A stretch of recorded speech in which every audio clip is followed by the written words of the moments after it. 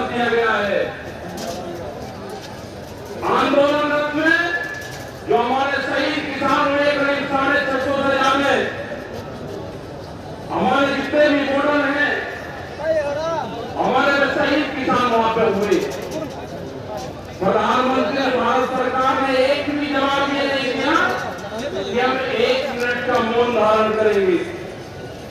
ये समझना पड़ेगा आप लोगों को, ये समझना पड़ेगा आप लोगों को कि जिस तरह से यहाँ पे देश की प्रॉपर्टियां बेची जा रही है, ये लोग कौन है जो देश के संस्थाओं को बेच रहे, इन लोगों की पहचान करनी पड़ेगी। देश में बड़े बड़े आंदोलन ये चलाने पड़ेंगे। आज से संयुक्त मोर्चा ने फैसले लिए हैं, उसके तहत हमको बड़ी बड़ी मीटिंग पूरे देश भर में करनी पड़ेगी। अब ये मिशन खाली मिशन उत्तर प्रदेश और ये नहीं उत्तराखंड मिशन होगा संयुक्त मोर्चे का देश बचाने का। ये देश बचेगा, ये संविधान बचेगा।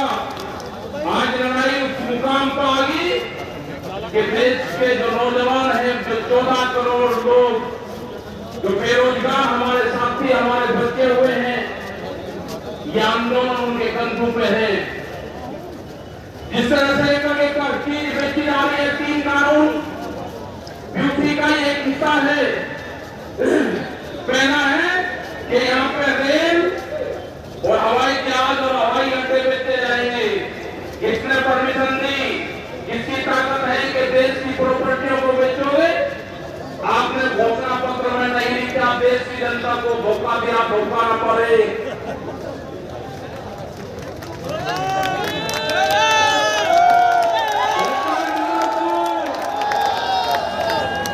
धोखा नंबर 2, बिजली बेचेंगे, प्राइवेट कराएंगे बिजली को।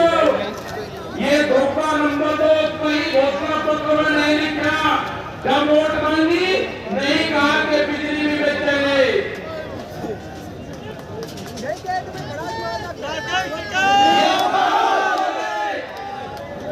पूरी सड़कों पर टैक्स लगेगा और एनएच के आसपास 500 मीटर तक अपनी कोई चाय की दुकान और गुमटी भी नहीं लगा सकता। अगर किसी ने चाय का खोखा रखा तो वह जमीन उसकी गांव समाज में नहीं होगी।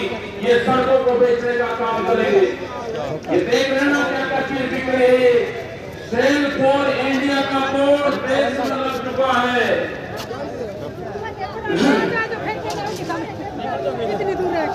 ये है LIC, तो बड़ी कंपनी देश की, बैंक, ये सब बिक रहे हैं। इनके खरीदार कोई और नहीं है, खरीदार अडानी और अंबानी है। ये बिक रहे हैं सब। FCI की जमीन जहां पे हमारा भंडारण होता था, वे पूरी जमीन पूरे गोदाम अडानी को दे दिए गए हैं। पूरी FCI के जो गोदाम है अडानी के कब्जे में है। आपके पास में, भारत सरकार के पास में कोई भी गोदाम नहीं बचा है। देश के बंदरगाह पूरा जो समुद्र के तट पे 100 किलोमीटर तक एक कंपनी को बेचते, वे बंदरगाह भी बिके। ये भी आपको जानकारी होनी चाहिए। वहाँ पे जो मछली पालन किसान हमारा था, जो नमक का किसान हमारा था, सब खत्म हो गए। बड़े बड़े बंदरगाह वहाँ पे बिक चुके हैं।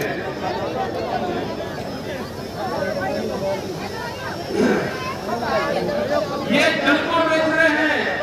जल का पूर्ण रूप से प्राइवेट कंपनियों को नदियां बेची जा रही है। जो नदियां, जो जल हमारी जीवन रेखा होती थी, उनको बेचने का काम पूरे देश में चला जा रहा है।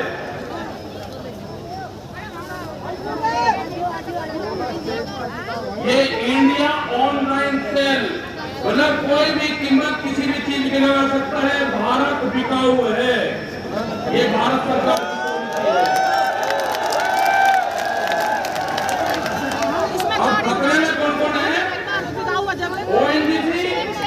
BPCL, इस्पात, शिक्षा, प्राइवेट, जो चिकित्सा हो रही है और देश के संविधान भी खतरे में है। जो बाबा भीमराव अम्बेडकर का संविधान था वो भीड़ में बता जा रहा है। जाएगी टिकट होगा अम्बेडकर का संविधान के खतरे में हमको बचाना है। और ये खेती किसानी में निश्चय आंदोलन शुरू होगा। ये खेती और किसानी भी बिक्री के कगार पे है।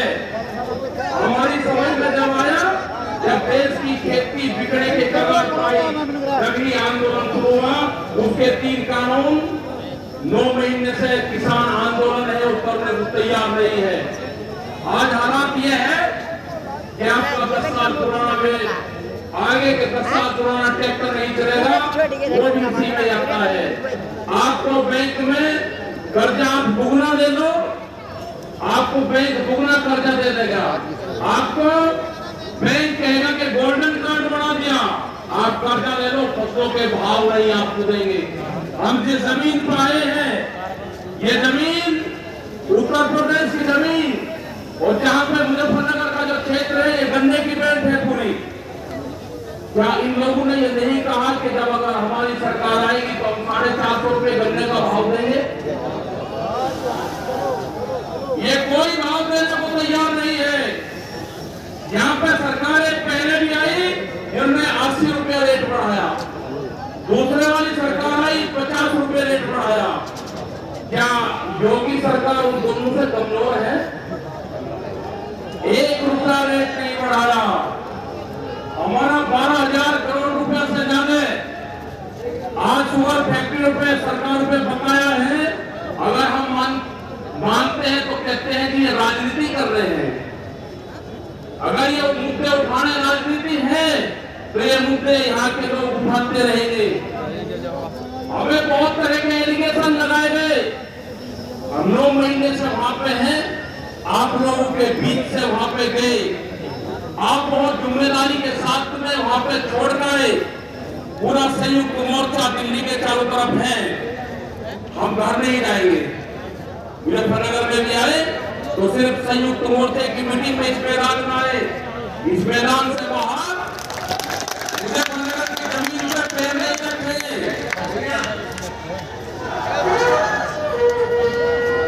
यहाँ पे मुजफ्फरनगर की जमीन पे हम पैर नहीं रखेंगे। हम गाड़ी से यहाँ से वापसी जाएंगे।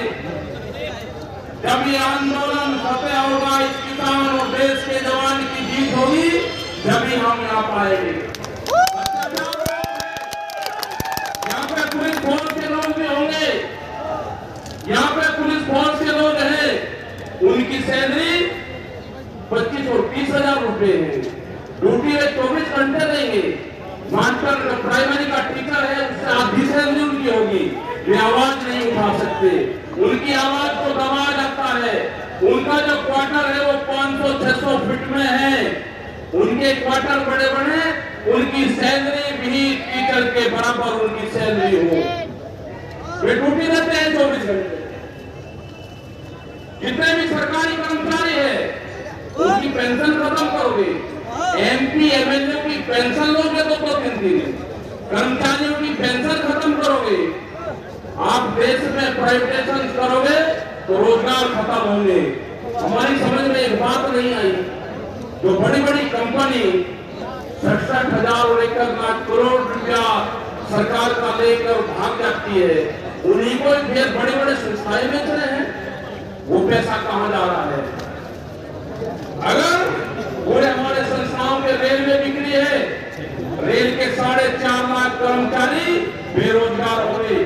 मैंने जो सफाई कर्मचारी है उनसे बातचीत करी, रेलवे के या किसी भी नगर पालिका के हो, 5 और 6,000 रुपए में सफाई कर्मचारी धार्मिक समाज के लोग नौकरी करेंगे। यहाँ पे अगर ठेका पड़ता होगी तो रोजगार जाएंगे। अगर प्राइवेट कंपनी के हाथ में ये कंपनियां जाएगी, इस तरह से रेलवे गई, 4.5 लाख कर्मचारी बेरोजगार होंगे। जो रेहड़ी पटरी के लोग अपना रोजगार चलाते थे, वे 4.5 करोड़ लोग हैं, वे बेरोजगार होंगे। बड़ी बड़ी एमेजॉन जैसी कंपनी आनी है जो इस देश में व्यापार करेगी, इस देश में मॉल खुलेंगे। वे हमारे मजदूर भाई कहाँ जाएंगे? ये उनकी भी लड़ाई है। ये लड़ाई जितनी भी संस्थाएं बिक रही है उसकी लड़ाई है। और आपने आगे की और हम बात बता देना चाहते हैं। ये लड़ाई शुरू हुई 3 काले कानून से। ये ये लड़ाई शुरू हुई एमएसपी पे गारंटी कानून से। हमने एक ही जिले का एक डाटा भारत सरकार को दिया, यहाँ उत्तर प्रदेश के अधिकारियों को दिया, यहाँ के मुख्यमंत्री को दिया। रामपुर जिले में जो मंसूरी धान की खरीद होती है वो बिहार में पैदा होता है, उसको बेच रहा है यहाँ पे। वो पंजाब जाता है, हरियाणा जाता है। बड़े व्यापारी का धान फसलें एमएसपी पे बिकती है, किसान की दर से 15% बिकती है। ये आपको समझना होगा। पूर्ण रूप से फसलों के दाम नहीं तो वोट नहीं ये नारा लगाना पड़ेगा। फसलों के दाम नहीं तो वोट नहीं। जब तक इस सरकार को वोट की चोट नहीं दोगे, ये दोनों बाहरी लोग हैं, इनको यहां से जाना होगा। अमित शाह, मोदी और योगी ये चुनाव जीत का है। ये उत्तराखंड से चुनाव जीत के प्रधानमंत्री बने, कोई ऐतराज नहीं। उत्तर प्रदेश की जमीन से जीत के गुजरात में गुंडागर्दी के दम पे आना हो, वहां पे पुलिस स्टेट है, वहां पे जीत के देश का प्रधानमंत्री बने, कोई ऐतराज नहीं है। लेकिन उत्तर प्रदेश की जमीन पे ये दंगा करवाने वाले लोग हैं, इनको यहाँ पे बर्दाश्त यहाँ की जनता नहीं करेगी। ये मिशन जो संयुक्त मोर्चे का है ये तय हो चुका है। और हम वो 28 तारीख की याद आप सबको याद होगी, वो 28 तारीख की याद भी याद कर लेना। वहां पे न मुसलमान बचना था, न सरदार भाई बचना था, और न देश का किसानी झंडा बचना था। उस रात को देश में आंदोलन का कत्लेआम होता, उसके बाद में देश में कोई आंदोलन नहीं हो सकता था। 148 को वहां पे थे और 8000 की पुलिस और गुंडे के तत्व में वहां पे कब्जा करने की नियत थी। लेकिन वे बहादुर लोग वहां पे थे जो 20 मिनट के बाद ही जो वहां से घोषणा हुई, वे 20 मिनट बहुत महत्वपूर्ण थे। जब देश की जनता साथ में खड़ी हुई, जब हमने जल मांगा तो गंडला घाट, हरियाणा, पूरा हरियाणा घाट सड़कों के ऊपर था, पूरा उत्तर प्रदेश सड़कों के ऊपर था। ये तरह का तोड़ने का काम करेंगे ये सरकारें। आज से फिर वादा लेकर जाते हैं कि वहां पे अगर हमारी कब्रगाह वहां पे बनेगी, हम मोर्चा नहीं छोड़ेंगे। अगर हमारे को शहीद होना पड़ेगा तो हम मोर्चे पर होंगे, बगैर कितने नहीं आएंगे वापसी। ये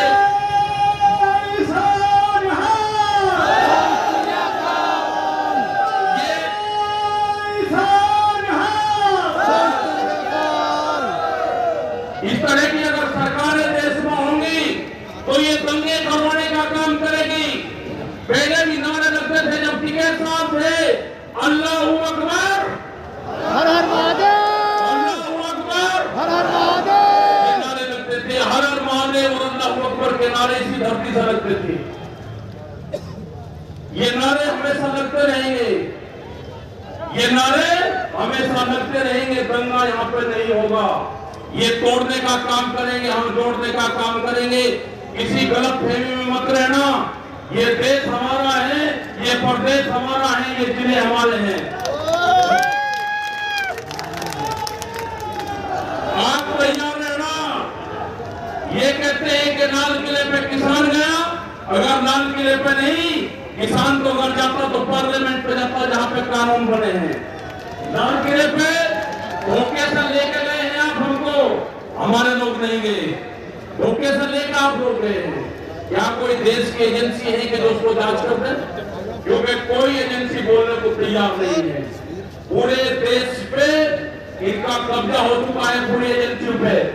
देश में कैमरा और कलम पे बंदूक का पहरा है।